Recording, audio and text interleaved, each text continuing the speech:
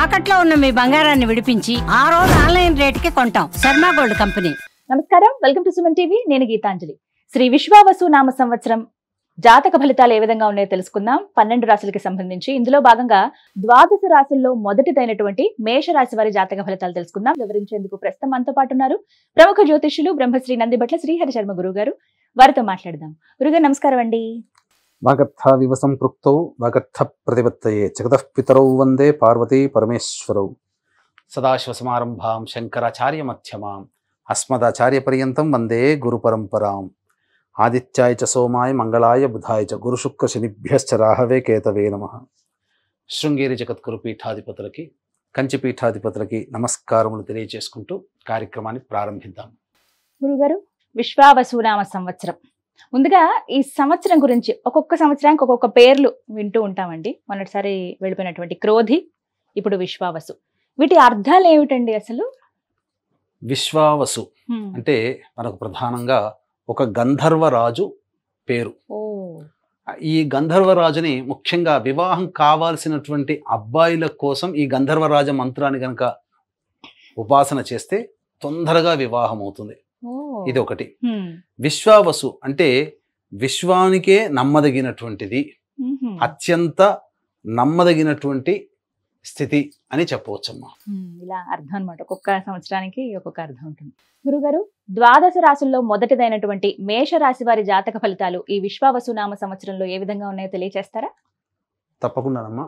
ఈ యొక్క మేషరాశికి సంబంధించి విశ్వావసు నామ సంవత్సరంలో ఆదాయం 2, వ్యయం 14, రాజ్యపూజ్యం 5, అవమానం 7.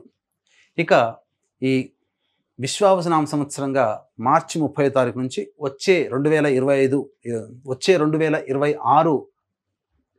మార్చి వరకు కూడా ఉన్నటువంటి విశ్వావసు నామ సంవత్సరానికి సంబంధించినటువంటి విషయాల్ని విపులంగా తెలియచేసుకునే ప్రయత్నం చేద్దాం. అందులో భాగంగా టైప్ 1, టైప్ 2, టైప్ 3 ఉంటాయి.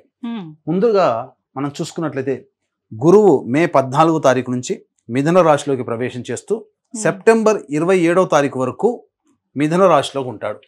దీన్ని మనం టైప్ 1 జోన్గా చూసుకున్నట్లయితే ఈ యొక్క మేషరాశి వారికి మే 14 వరకు కూడా 2వ ఇంట, మే 14వ తారీఖు నుంచి 3వ ఇంట గురుగ్రహ సంచార ప్రభావం వలన సంపూర్ణముగా అనుకూలమైనటువంటి ఫలితాలు పొందబోతున్నారు. అంటే ధనపరమైనటువంటి విషయాల్లో ఎటువంటి లోటుపాట్లు ఈ మేషరాశిలో జన్మించినటువంటి వారికి ఉండబోవు. కాబట్టి ఆర్థిక పరంగా అన్ని రంగాల్లో ఉన్నటువంటి వారికి సెప్టెంబర్ 27వ తారీఖు వరకు గురువు యొక్క ప్రభావం వలన ధనానికి సంబంధించినటువంటి ఎటువంటి లోటుపాట్లు అనేటువంటివి ఉండవు. ఇదే టైప్ 1 జోన్లో ఇక్కడ మార్చి 29వ తారీఖు నుంచి శని భగవానుడు మీనరాశిలోకి ప్రవేశం చేస్తాడు. అలాగే జూలై 13వ తారీఖు రోజున మీనరాశిలోనే వక్రీకరించి ఉన్నాడు. ఈ కారణం చేత జరిగేటువంటిది ఏంటి? జూలై 13 వరకు మేషరాశిలో జన్మించినటువంటి వారికి ఏలిన నాటి శని ప్రభావం మార్చి 29వ తారీఖు నుంచి జూలై 13వ తారీఖు వరకు ఉంటుంది. కాబట్టి ఈ కాలంలో 12వ ఇంట సంచార ప్రభావం వలన కష్ట నష్టములు ఎక్కువగా ఉంటాయి. అందులో సందేహం అంటూ ఏమీ లేదు. శని ప్రభావం వలన జూలై 13 వరకు.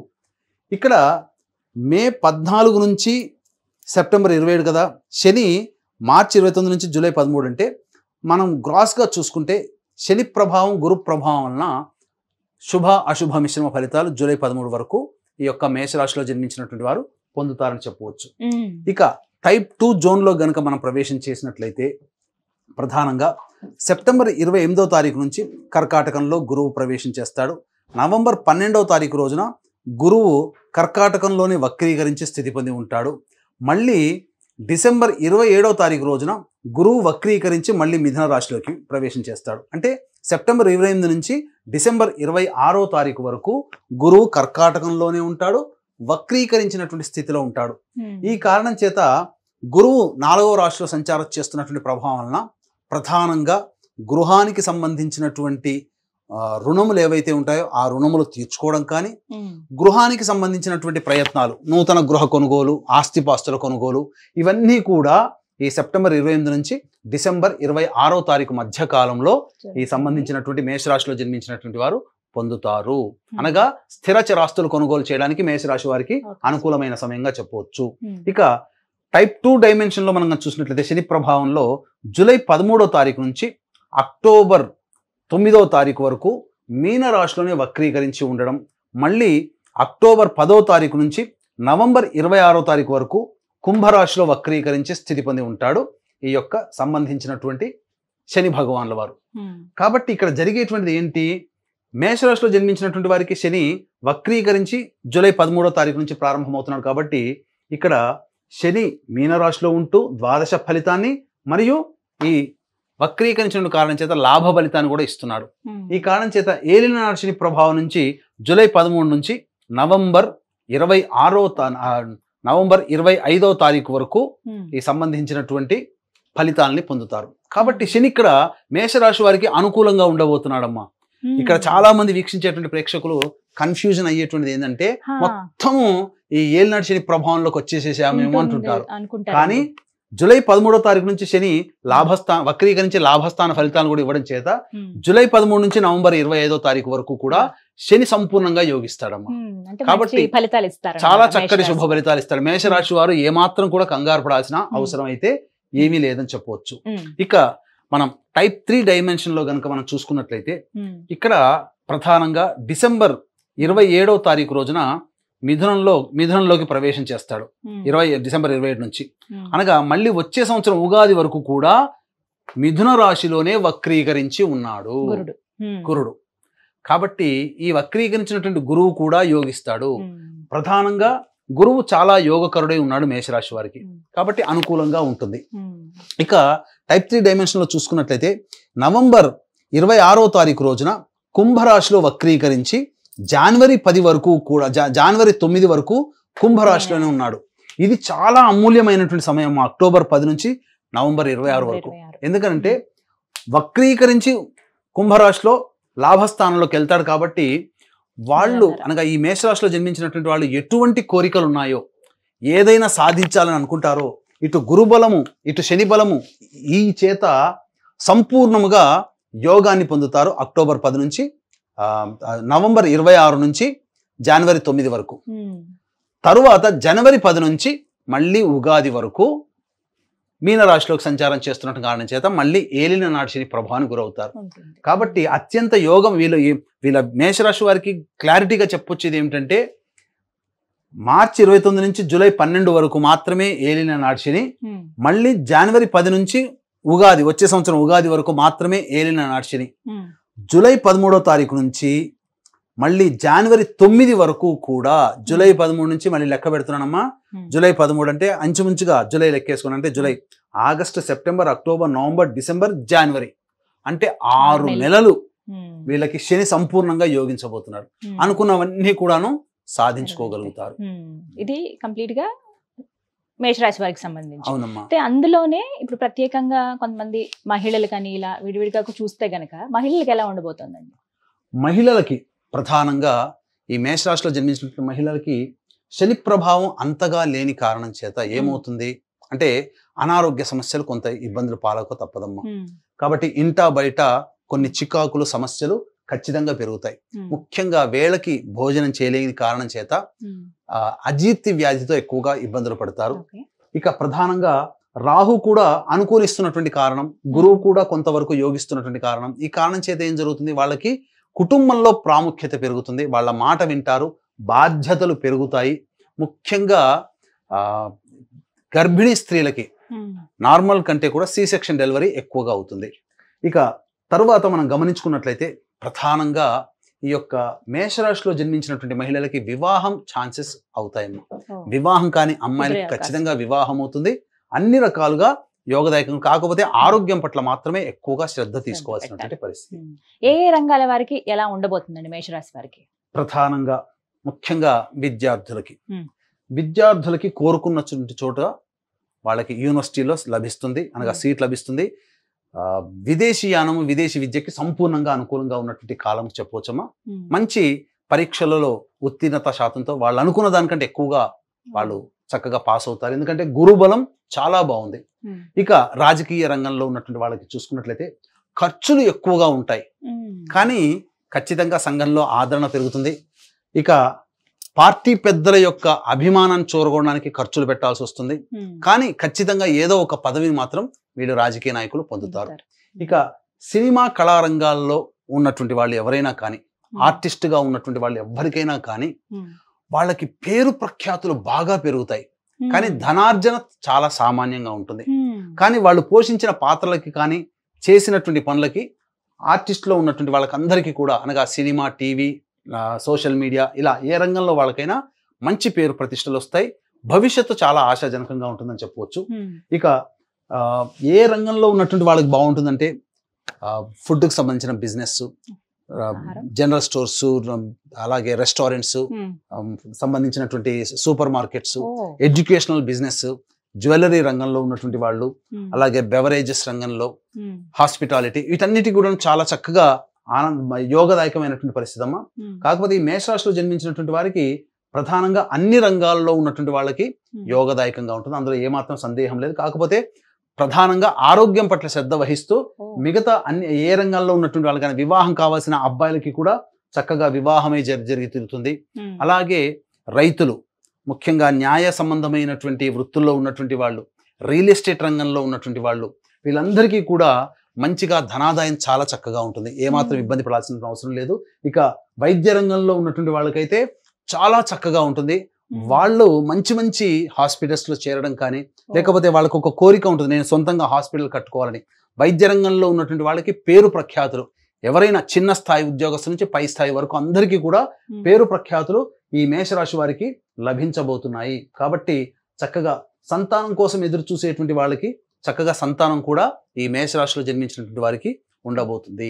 ఇక సంబంధించినటువంటి ఉద్యోగం అంటే ముఖ్యంగా చూసుకున్నట్లయితే ఈ ప్రభుత్వ పరంగా ఉన్నటువంటి ఉద్యోగస్తులకి చక్కగా బదిలీలతో కూడుకున్నటువంటి వ్యవహారం, వాళ్ళు విజయం పొందుతారు.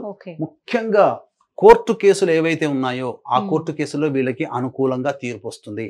అలాగే ఆస్తికి సంబంధించినటువంటి వివాదాలు ఏవైతే ఉంటాయో అవన్నీ కూడా కొలిక్కి వస్తాయి, ఒక నిర్ధారణకి వస్తారు. ముఖ్యంగా నూతన వాహన ప్రాప్తి కూడా ఈ మేషరాశి వారికి ఉండబోతుందమ్మా. అన్ని రకాలుగా అనుకూలంగా ఉన్నటువంటి సమయం. కాకపోతే ఖర్చు అధికంగా పెట్టాల్సినటువంటి పరిస్థితులు కొన్ని సందర్భాల్లో ఎక్కువగా అవుతాయి. కాబట్టి గౌరవ మర్యాదలకు ఎటువంటి లోటు లేని జీవితాన్ని ఈ మేషరాశిలో జన్మించినటువంటి వారు పొందుతారని చెప్పవచ్చు. అధికంగా ఆరోగ్యపరంగా కాస్త జాగ్రత్త వహించాలంటారు. మరి ఇంకాస్త మెరుగైన ఫలితాలు వీరు పొందాలంటే గనక ఎటువంటి పరిహారాలు చేసుకుంటే మంచిదంటారు మేషరాశి వారు? ముఖ్యంగా ఈ మేషరాశిలో జన్మించినటువంటి వారు ప్రతినిత్యము కూడా దత్తాత్రేయ ఆరాధన, మరియు వీళ్ళకి ఏదైనా సంకటం కలిగింది, ఇబ్బంది కలిగింది, వాళ్ళ నివసిస్తున్నటువంటి ఊళ్ళో గ్రామ దేవతకి ఏదైనా పని మీద వెళ్తున్నప్పుడు తల్లిదండ్రుల ఆశీర్వచనంతో పాటు గ్రామదేవత ఆశీర్వచనాన్ని కనుక తీసుకొని కనుక వెళితే ఖచ్చితంగా వీళ్ళు అనుకున్నటువంటి పనులలో పైకి వస్తారు. ఇక వీలు కుదిరినప్పుడల్లా రుద్ర అభిషేకం చేసుకోవడం, శివాభిషేకం చేసుకోవడం చాలా మంచిది. అలాగే ఈ మేషరాశిలో జన్మించినటువంటి వారికి, మేషరాశితో పాటు 12 రాశుల్లో జన్మించినటువంటి వారికి, ఎందుకంటే ఏ వ్యక్తికైనప్పటికీ కూడా షడ్భాగంతు మనుష్యాణం సప్తభాగం దైవ చింతనం. కాబట్టి 6 భాగాలు కష్టపడాలి మనిషి, 1వ భాగం దైవానికి వదిలేయాలి. కాబట్టి నిజాయితీగా జీవితంలో ఈ మేషరాశి వారి కాకుండా 12 రాశుల వారికి కూడాను అందరూ కష్టపడతారు.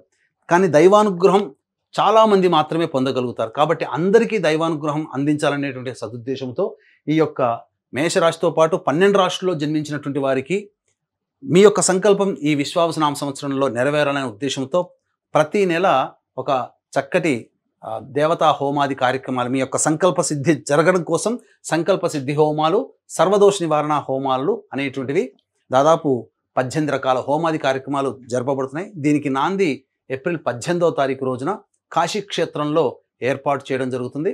కావున కాశీక్షేత్రంలో ఈ కార్యక్రమంలో జరిగేటువంటి కార్యక్రమంలో మీ గోత్రనామాలు నమోదు చేసుకోండి. సంవత్సరం పాటు ప్రతి నెల ఒక్కొక్క పుణ్యతేదీ రోజున ఈ కార్యక్రమం జరపబడుతుంది. అవకాశం ఉన్న వాళ్ళు కార్యక్రమ తదనంతరం కాంటాక్ట్ చేసి పూర్తి వివరాలు తెలుసుకోవచ్చు.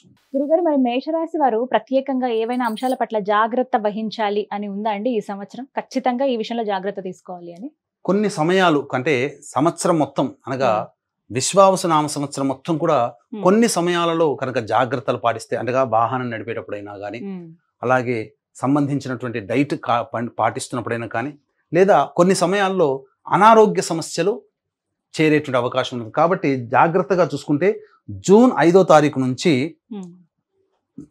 మనకు కర్కాటకంలోకి ప్రవేశం చేస్తాడు కుజుడు.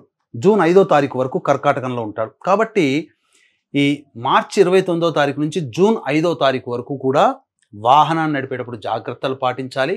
ఆకస్మిక ప్రమాదాలు చోటు చేసుకునే అవకాశం ఉంటుంది. ఇక సెప్టెంబర్ 12 నుంచి అక్టోబర్ 25 వరకు కూడా తులారాశిలో ఉంటాడు కుజుడు. దీని ప్రభావం వలన దంపతుల మధ్య విభేదాలు ఏర్పడడం కానీ, ఎవరితో కలిసి పనిచేస్తుంటారో లేదా భాగస్వామ్య వ్యాపారం చేస్తుంటారో వాళ్ళ మధ్య వైరుధ్యాలు, పొరపచ్చాలు వచ్చే అవకాశం ఉంటుంది. కాబట్టి జాగ్రత్తలు పాటించాలి. ఇక అక్టోబర్ 26 నుంచి డిసెంబర్ 6 వరకు వృశ్చిక రాశిలో సంచారం చేస్తున్నటువంటి అష్టమ కుజ ప్రభావము చేత అనారోగ్య సమస్యలు లేదా ఏదైనా సందర్భంగా ఆపరేషన్లు జరిగేటువంటి అవకాశం ఉంటుంది. కాబట్టి ఈ విషయంలో మాత్రం జాగ్రత్తలు పాటించాలమ్మా. అలాగే గురుగారు, కొంతమంది ఉద్యోగంలో మార్పులు చేసుకోవాలనుకుంటారు. కొత్త సంవత్సరం లేకపోతే పర్టికులర్గా ఈ సమయంలో అంటే మేము మారదామనే ఆలోచనలో ఉంటారు. కానీ ఆలోచిస్తూ ఉంటారు, ఎందుకంటే ఇప్పుడు శని ఎంటర్ అవుతూ ఉన్నారు. ఈ సమయంలో అసలు ఉద్యోగాలు మారొచ్చా, కొత్త ఉద్యోగానికి ప్రయత్నాలు చేయవచ్చా అనే డౌట్ కూడా చాలా మందికి ఉంటుందండి. మరీ ముఖ్యంగా మేషరాశి వారికి. మరి ఈ సమయం ఎలా ఉందండి వారికి? ముఖ్యంగా ఈ మేషరాశిలో జన్మించినటువంటి వాళ్ళు ఉద్యోగ ప్రయత్నాలు, నిరుద్యోగస్తులైనా లేదా ఆల్రెడీ ఉద్యోగం చేస్తున్నటువంటి వాళ్ళు మళ్ళీ వేరే సంస్థలోకి ఉద్యోగం మారాలన్నా లేదా చేస్తున్న ఉద్యోగంలోనే ప్రమోషన్స్ కోసం ప్రయత్నం చేయాలన్నా కొన్ని సమయాలు మాత్రం చాలా అనుకూలంగా ఉంటాయి. ఆ సమయంలో చేస్తే తప్పకుండా వీళ్ళకి ఉద్యోగం లభించడము ఉద్యోగ పరంగా, వ్యాపార పరంగా అన్ని రకాలుగా ఆనందదాయకంగా ఉంటుంది. ఏ సమయంలో మీకు తెలియజేస్తానమ్మా. జూన్ 15 నుంచి జూలై 14వ తారీఖు మధ్య కాలము, అలాగే సెప్టెంబర్ 17 నుంచి అక్టోబర్ 16 మధ్య కాలము, మళ్ళీ 2026 ఫిబ్రవరి 13 నుంచి మార్చి 2026 మార్చి 13వ తారీఖు వరకు నిరుద్యోగస్తులకి అనుకూలము. ఉద్యోగస్తులకి మంచి వేరే సంస్థలో ఉద్యోగం ఎత్తుకోవచ్చు, లేదా ప్రమోషన్స్ కూడా, లేదా చేస్తున్నటువంటి వృత్తి ఉద్యోగ వ్యాపారాలలో తప్పకుండా మంచి శుభవార్తలు ఇప్పుడు చెప్పినటువంటి సమయంలో వింటారని చెప్పవచ్చు. అలాగే జీవితంలో ఈ విశ్వావసు నామ సంవత్సరంలో గత క్రోధి నామ సంవత్సరంలో ఇబ్బందులు పడ్డాం, ఈ విశ్వావసు నామ సంవత్సరంలోనైనా కానీ సంకల్పం నెరవేరాలి, సర్వదోషాలు తొలగిపోవాలని అనుకుంటే సంవత్సరం మొత్తం కూడా ప్రతి నెల ఒక పుణ్యతిథి రోజున పీఠం ఆధ్వర్యంలో జరిపించడం జరుగుతుంది. దీనికి నాంది ఏప్రిల్ 18వ తారీఖు రోజున కాశీ క్షేత్రంలో మొదలవుతుందని చెప్పవచ్చు. చాలా చక్కగా వివరించారు గురుగారు, ధన్యవాదాలండి. సర్వం శ్రీ ఉమామహేశ్వర పరబ్రహ్మార్పణమస్తు.